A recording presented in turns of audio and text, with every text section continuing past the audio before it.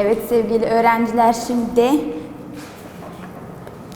bölüm 4'ten yeni dersimize geçiyoruz. 3 sayının çarpımı. Tahtada yazdığım gibi 3 sayının çarpımı. Eğer bana 3 sayılı bir çarpım verirse ben onu nasıl çözeceğim? Hepiniz tahtaya bakın. Bu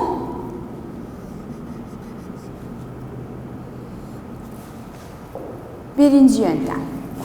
Bu da ikinci.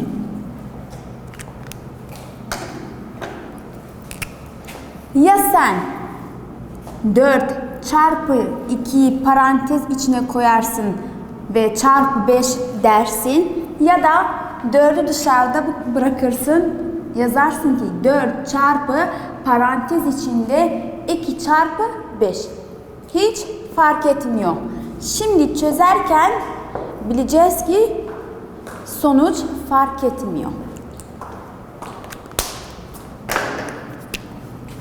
Ama ilk önce parantez içindeki sayı ya da işlemi yapacağız. 4 çarpı 2 eşittir 8. 8'i burada yazıyorsun. Ve daha sonra bu çarpımı kendisi gibi indiriyoruz. Aynı şekilde 5'i de indiriyoruz. Ve daha sonra diyoruz ki 8 çarpı 5. 8 çarpı 5 yaparsak eşittir 40. Çünkü biz çarpım tablosunu önceden ezberledik ve biliyoruz. 8 çarpı 5 eşittir 40. Şimdi buraya geçiyoruz. Aynı şekilde dediğim gibi ilk önce parantez içindeki işlemi yapıyoruz. Buradaki sayı yani 4 kendisi gibi iniyor aşağı. Çarpı da iniyor. Parantez içindeki işlemi yapıyorum ve diyorum ki 2 çarpı 5 yani 2 defa 5 eşittir 10. Şimdi yapıyorum. Diyorum ki 4 çarpı 10 eşittir 40. Sonuca bakalım.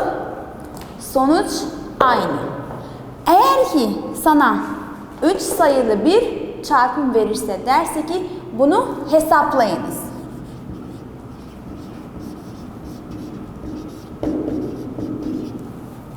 Bu sana kalmış bir şey. Ya böyle yaparsın ya da böyle yaparsın.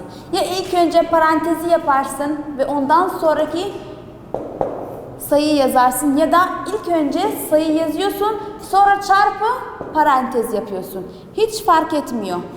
Sen kendin keyfine göre yapabilirsin. Ama unutma, ilk önce parantez içindeki işlemi gerçekleştiriyorsun. 3 sayının çarpımı sadece bu kadar. Kitapta bir sürü örnek vermiş. Sen evde kendin bu örnekleri çözebilirsin çok kolay bir şekilde. Şimdi başka bir konuya geçersek diyor ki zihinsel hesaplama, çarpma yöntemleri, zihinsel hesaplama.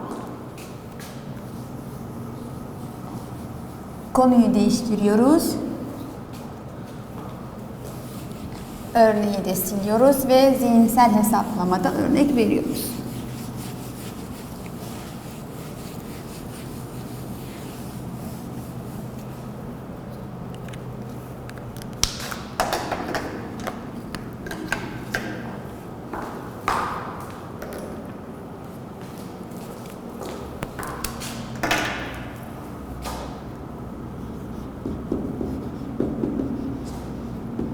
Zihinsel hesaplama.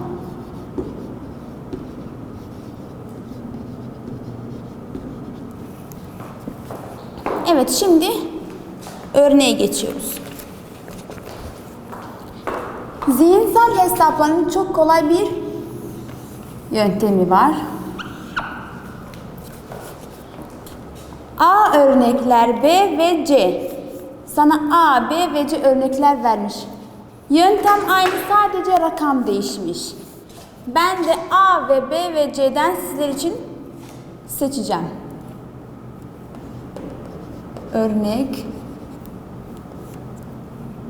7 çarpı 20. Buradan bir tane aldık.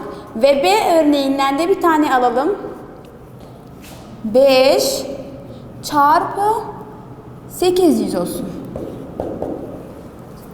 Ve C örneğinden de bir tane alırsak 6 çarpı 5000 olsun. Bir örnek onlardan, bir örnek yüzlerden, bir örnek binlerden.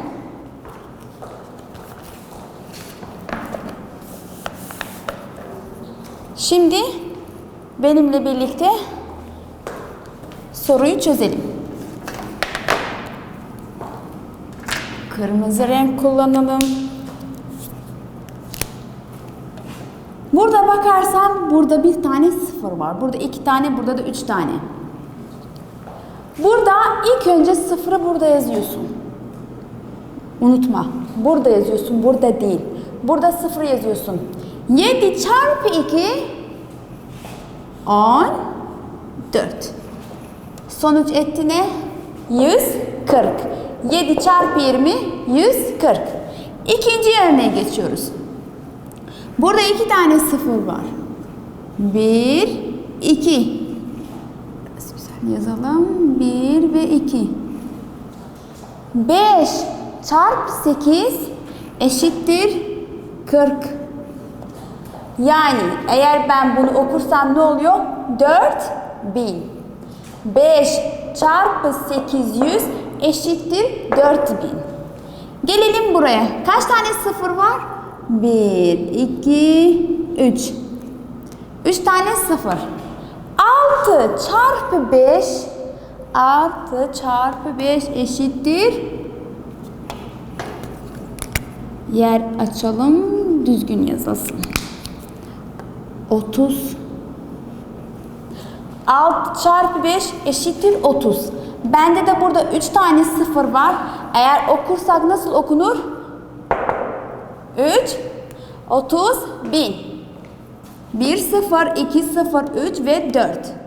Burada 3 sıfır var. Evet 3 sıfır var. Ama ben ne diyorum? 6 çarpı 5 diyorum. 6 çarpı 5 yapar 30. Yani okursam 30.000. Bu da sonucum. Ne örnek verirse versin sana aynı şekilde olur. Siz A, B ve C örneklerini hepsini çözebilirsiniz ve burada aynı şekilde sana örnek vermiş aynı yöntemi kullanarak çözebilirsiniz. Şimdi çarpma işlemine geçiyoruz. Eğer ki ben bir sayılı yani bir haneli sayıyı 2 haneli sayıya çarparsam nasıl olur?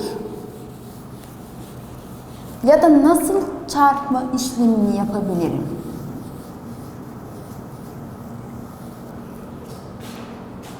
Örnek.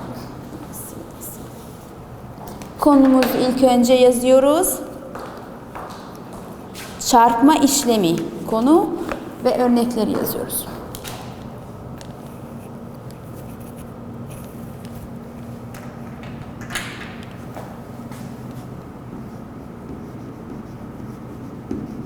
Çarpma işlemi.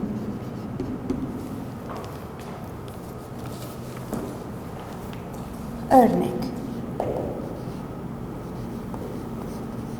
Evet, gelelim bakalım kitaptaki örneğe. Diyor ki ya burada sana diyecek hesaplayınız ya da çarpınız. Çarpınız. 2 çarpı 156. 2 çarpı 156. Burada renkli kaleme çok ihtiyacımız olacak. O yüzden eğer elinizde varsa siz de renkli kalem kullanın. Biraz ara verelim. Tamam. Şimdi eğer bakarsam bir haneli sayı çarpı 3 haneli sayı. Bir örnek buradan verelim. Aynı şekilde bir haneli sayı olsun çarpı 2 haneli sayı. 32 olsun.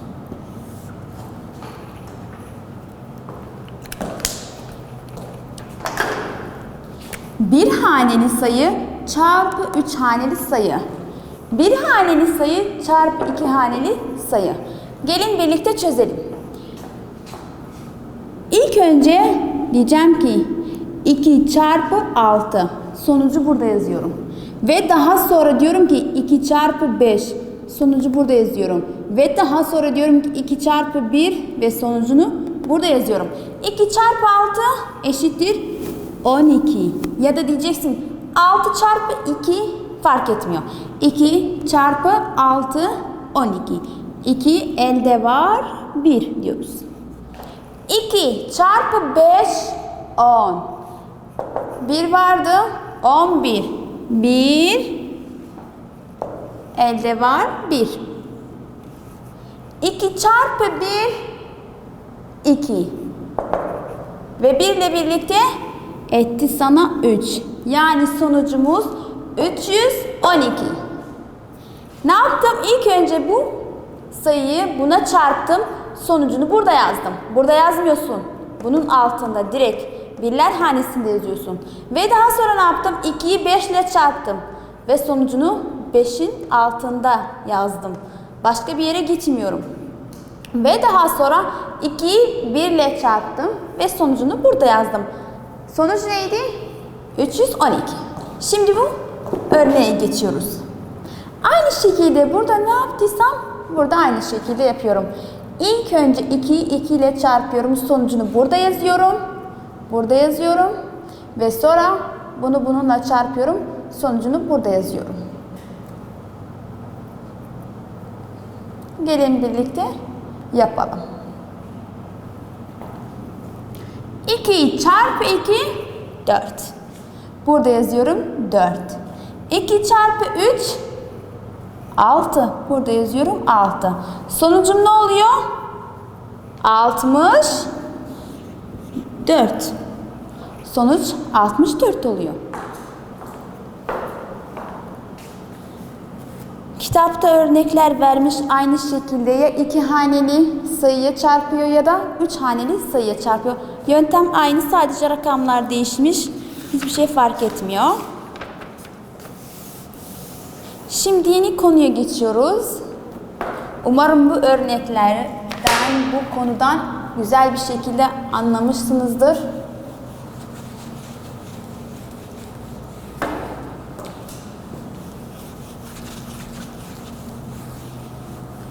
Ve konuyu değiştiriyoruz.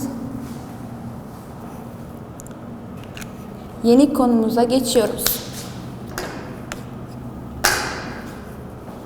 Konumuzun adı çarpım sonucu tahmini.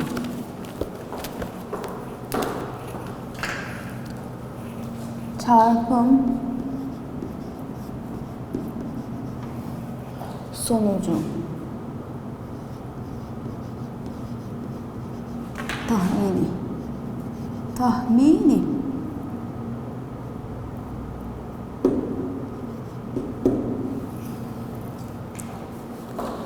Bundan da birkaç örnek veriyoruz. Aynı şekilde çok kolay bir konudur. Örnek.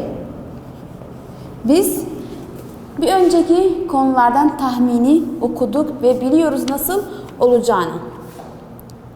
Diyor ki çarpım sonucunu yuvarlayınız. Örnek. 2 örnek veriyoruz. Çarpım sonucunu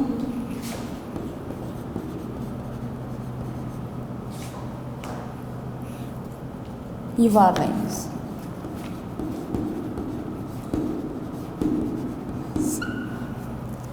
Evet.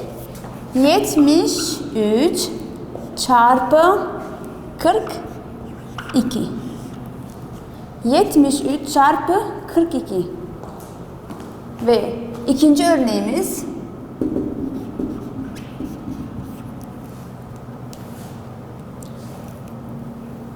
245 çarpı 65.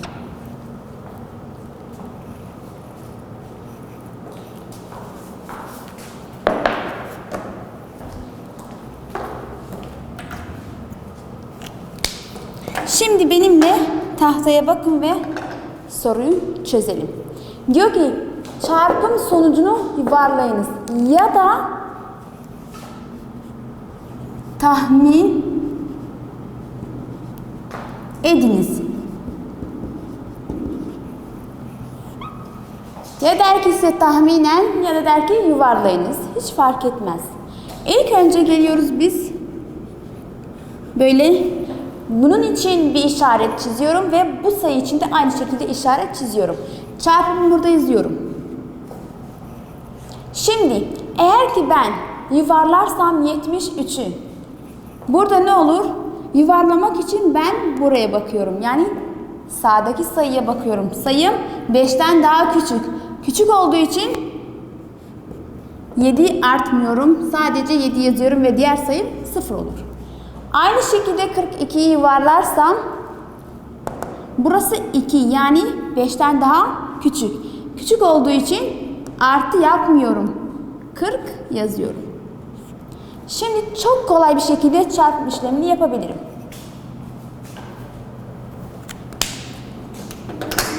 Eğer ki yaparsam ilk önce bu sayıyı buna çarpıyorum ve 0'ı 7'ye çarpıyorum. Bu ilk basamak. 0 çarpı 0 olursa 0 yapar. Ve 0 çarpı 7 tekrardan 0 yapar. İki basamaklı sayı olduğu için buraya bir 0 ekliyorum ben. Her zaman iki basamaklı olursa bir önceki örnekte sadece bir hane olduğu için burada 0 yapmadım. Ama bu iki haneli olduğu için bir 0 buraya ekliyorum. Ve 4 çarpı 0 0. 4 çarpı 7 4 defa 7. Burada başka haneli, başka sayı olmadığı için hepsini burada yazıyorum. Yani demiyorum bir buraya bir eklendi. Öyle demiyorum. 4 çarpı 7 28. Bütünü burada yazıyorum. Ve artı yapıyorum. Yani burasıyla burasını artı işlemi olacak. 0, 0 artı 0, 0, 28 ve sonuç. Eğer ki tahmini olursa ve iki haneli olursa aşağıdaki sayımız iki haneli olursa ve bu şekilde çözebiliriz. Şimdi aynı şekilde buraya geçiyoruz. Çizgimi çiziyorum ve yakınlaştırıyorum. Burası çarpı işlemi. 245'i ben yuvarlarsam bu 5'ten daha küçük. Burada buna baktım. Diyordum 5'ten daha küçük. Burada da buna bakıyorum 5'ten daha küçük. Bu yüzden artı işlemi yapmıyorum buraya. Yazıyorum 200. Bu fazlalaşmıyor. Şimdi buraya bakıyorum 65. Yani 5 evet demiştik 5 eşit olursa 5 artı yapacağız. Yani olur 70. Çünkü bu sağdaki sayımız eşittir 5. Aynı şekilde burada ne yaptıysam, ne uyguladıysam burada da aynısını yapıyorum. Yani ilk önce bu sayıyı buna çarpı yapıyoruz. Buna çarpıyoruz ve buna çarpıyoruz. Sadece burada bir sayımız fazlalaşmış. Fark etmiyor. Burada çıkan sonuca bakalım. 0 çarpı 0, 0. Çarpı 0, 0. Çarpı 0, 0. Ve dediğim gibi iki haneli olduğu için buraya ne yapıyorduk? Evet, 0 ekliyorduk. Şimdi buraya geçiyoruz. Bunda ne yaptıysam 7'de de aynısını yapıyorum. Yeşil renkli kalemle yapalım ki benimkine olsun. Diyorum ki 7 çarpı 0, 7 çarpı 0, 7 çarpı 2. Gelin birlikte yapalım. 7 çarpı 0 yaparsam 0 olur. 7 çarpı 0 yaparsam 0 olur. 7 çarpı 2 yaparsam 14 olur. 14'ü de bütünüyle burada yazıyorum. Çünkü başka bir sayım burada yok. 14. Ve bununla bu artı. Toplama işlemi yani. 0 artı 0 eşittir 0. 0, 0 eşittir 0 ve 0 eşittir 0. 14. Burada da aynı 0 var. 14'ü yazıyorum. Ve bu benim çarpma işlemimin sonucu çıkıyor. Bu benim sonucum. Çok kolaydır. Sadece ilk önce ne yaptığınızı bilmeniz gerekiyor. İlk önce yuvarlıyorsunuz. Yuvarladıktan sonra çarpma işlemi yapıyorsunuz. Burada da aynı şekilde ilk önce yuvarladık ve daha sonra çarpma işlemi yaptık. Umarım anlamışsınızdır çünkü çok kolay bir konudur. Evet, kitapta örnekler vermiş. Siz elinizden gelirse bütün örnekleri çözün. Çünkü ne kadar pratik yaparsanız, ne kadar örnek çözerseniz konumuz o kadar çok kolaylaşır. Ve benimle sayfaları çevirin. Çünkü yeni bir konuya geçiyoruz. Şimdi tahtayı siliyoruz ve yeni konumuzu yazıyoruz. Çarpma işlemi çok kolay. Sadece sizin çarpım tablosunu ezberlemeniz gerekiyor. Eğer ki ezbere bilirseniz inanın ki çok kolaylaşır sizin için.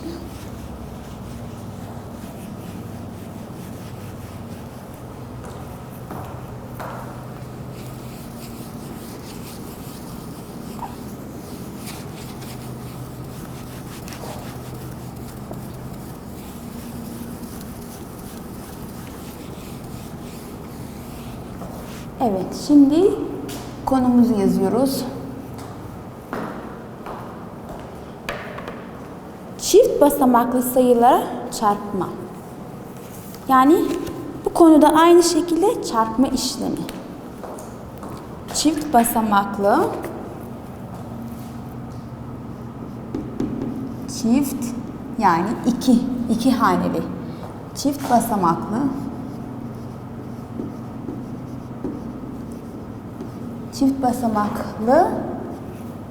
sayıyla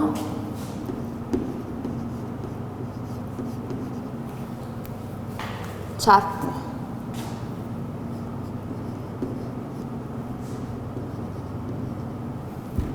Evet, umarım gözüküyordur. Yani çift basamaklı iki haneden oluşmaktadır. Eğer ki kitaba bakarsanız sayfa 86 bir sürü örnek vermiş ve aşama aşamada gözüküyor. Şimdi ben bu örneklerden 2 tanesini sizin için tahtada çözeceğim. Ve mümkün olduğunca siz bana bakın ve beni dinleyin. 32 çarpı 88 çarpı 32 ve örnek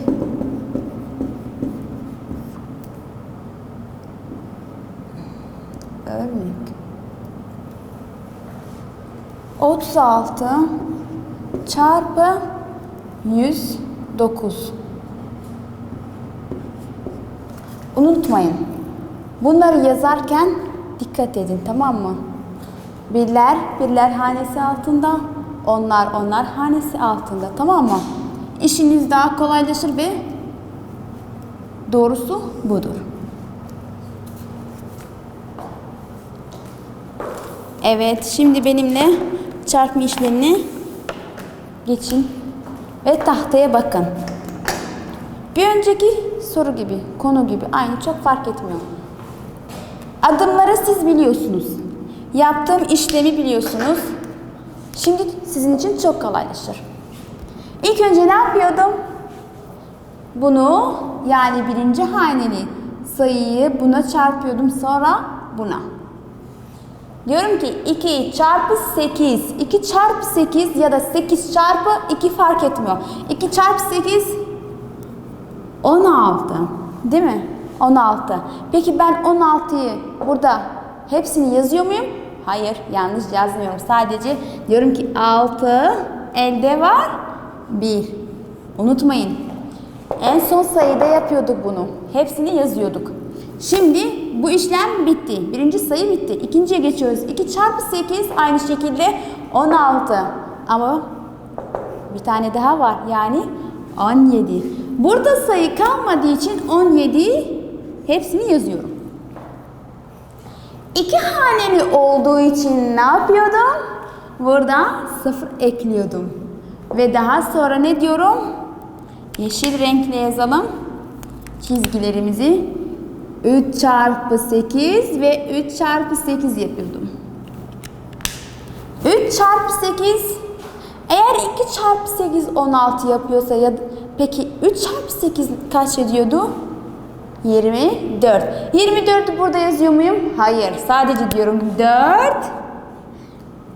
Elde var. Bunu siliyorum. 2.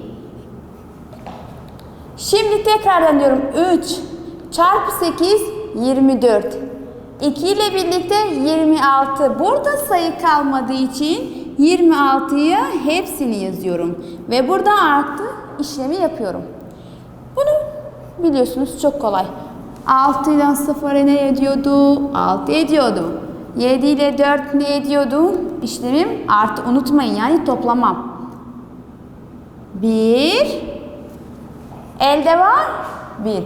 Çünkü 4 artı 7, 4 artı 7 eşittir 11. Şimdi 1 artı 6 eşittir 7 ama elde var 1, yani eşittir 8. Burada yazılmadıysa yani sıfırdır. Kesinlikle sıfırdır. O yüzden 2'yi kendisi gibi yazıyorum. İşlemim çok kolay. 2 haneli yani çift basamaklı sayı çarpı çift basamaklı sayı. Çift basamaklı sayı çarpı 3 basamaklı birler, onlar ve yüzler. Burada ne yaptıysam aynı şekilde burada da yapıyorum. İlk önce 6'yı 9'a çarpıyorum. Sonra 0'a çarpıyorum. Ve daha sonra 1 ile çarpıyorum. Gelin ilk önce 6'yı yapalım. 6 çarpı 9 eşittir 4. Elde var 5.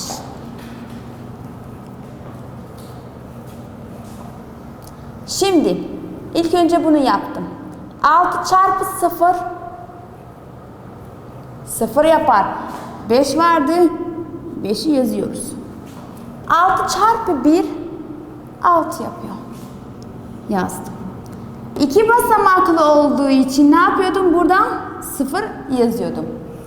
Şimdi aynı şekilde 3'e geçiyoruz ve diyoruz ki ilk önce 3'ü 9'a çarpıyoruz, sonra 0'a ve sonra 1'e.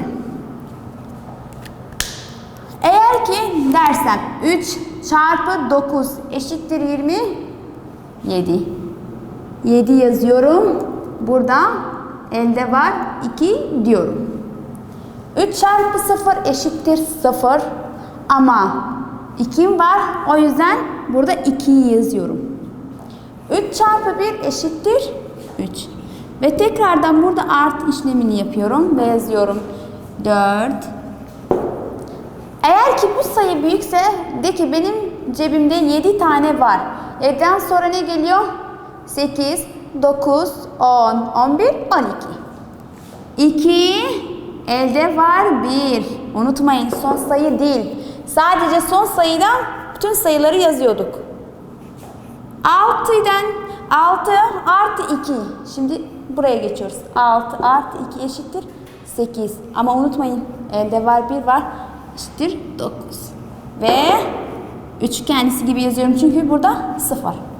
Bunun da sonucu bu. Rakam ne kadar değişirse değişsin, yöntem aynıdır. Umarım anlamışsınızdır. Dinlediğiniz için teşekkürler.